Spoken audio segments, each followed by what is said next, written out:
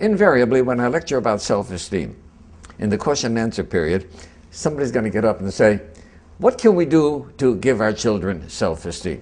My stock answer is, it's contagious. Right? If parents will have good self-confidence, a good self-esteem, the children will pick it up. If parents go around feeling failures, insecure, the children will pick that up. So the first thing I say is, work on your own self-esteem. And then there are techniques about how to help children develop self-esteem. You can't give it to them, but you can make it possible for them. For example, we have to discipline children. Otherwise, they grow up to be wild animals, right? But you can discipline them without hurting them, right? And giving them an opportunity to feel good about themselves. I have a beautiful little story about that, right?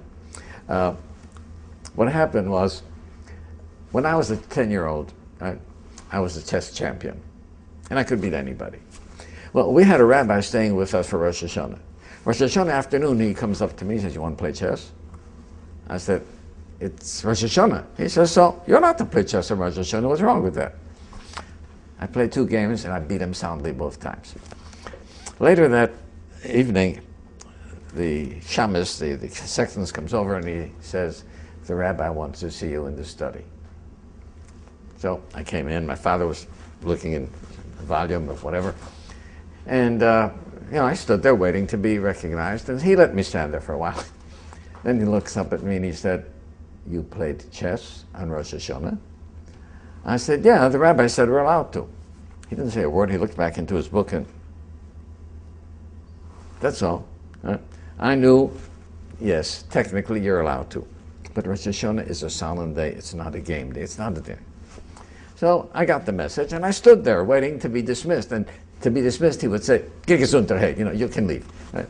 So I'm waiting for that. So he looks up at me and he says, you beat him? I said twice, "Geh gesundheit." You see, he had to tell me that he didn't approve of what I did, right? But I was not going to leave the room feeling bad about myself. And that is the trick of good discipline. Discipline your children in a way that you'll correct them and let them know what's wrong and what's right, but don't make them feel that they're bad, even if they did something wrong.